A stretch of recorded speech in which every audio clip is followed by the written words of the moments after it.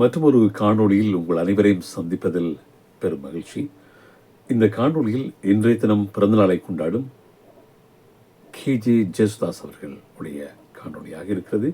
இன்று பிறந்தநாளை கொண்டாடுகின்றார். 1940 ஜனவரி 10 பிறந்தார் கேஜே ஜேசுதாஸ். இவருக்கு இன்று 85வது பிறந்த தினம். ஆகவே ஜேசுதாசுடைய பாடல்கள் பிடிக்காதவர்கள், அவருடைய குரலை பிடிக்காதவர்கள் யாரும் இருப்பார்களா? இருக்கவே வாய்ப்பில்லை. எத்தனையோ பாடல்களை பாடி, அற்புதமான பாடல்களை, மனதில் நின்ற பாடல்களை என்றும் தனது காந்த குரலால் கட்டி இழுத்தவர், சுண்டி இழுத்தவர் தான் கே ஜேசுதாஸ். கான கந்தர்வன் என்று செல்லமாக அழைக்கப்படும் நமது கேஜே ஜேசுதாஸ், டாக்டர் கேஜே ஜேசுதாஸ் அவர்களுக்கு இன்றைய தினம் பிறந்த தினம், 85வது அவருடைய பிறந்த தினம் என்று. அவருடைய பிறந்த நாளில் அருமையான எனக்கு பிடித்த பாடல், என்னுடைய அபிமான பாடலே, என்னுடைய விருப்ப பாடலே ஜேசுதாஸ் அவர்கள் பாடிய பாடல் தான். வெளிச்சம் திரைப்படத்தில் இடம்பெற்ற துள்ளி துள்ளி போகும் பெண்ணை சொல்லி கொண்டு போனால் என்னங்கிற பாடல் தான் என்னுடைய அபிமான பாடல்.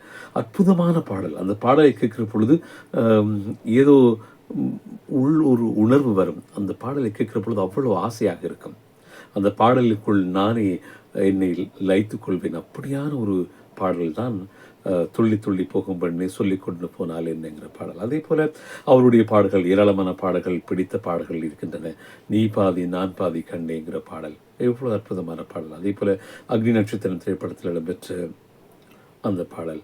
அதே போல ஏராளமான பாடல்களை சொல்லலாம். பாட்டு வாத்தியார் திரைப்படத்தில் நீதானே நாள்தோறும் நான் பாட காரணம் என்கிற பாடல்கள் எல்லாம் ஒரு அற்புதமான பாடல்கள். அவருடைய பாடல்களை அடுக்கிக் கொண்டே போகலாம். பிரியா திரைப்படத்தில் அக்கறை சீமை அழகினிலே பாடலை கேட்கிற பொழுது, அந்த ஸ்டீரியோ ஒலி நயத்தோடு அந்த பாடலை கேட்கிற பொழுது மிகப்பெரிய ஒரு புத்துணர்ச்சி தரக்கூடிய பாடல்கள்.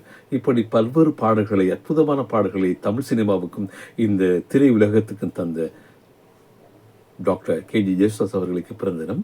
இந்த காணொலியில் உங்களிடம் நான் கேட்டுக்கொள்வது என்னவென்றால், ஜேசுதாஸ் பாடிய பாடல்கள் உங்களுக்கு எந்த பாடல் பிடிக்கும், அவருடைய எந்த பாடல் பிடிக்கும் என்பதை பின்னொட்டலில் வழங்குங்கள்.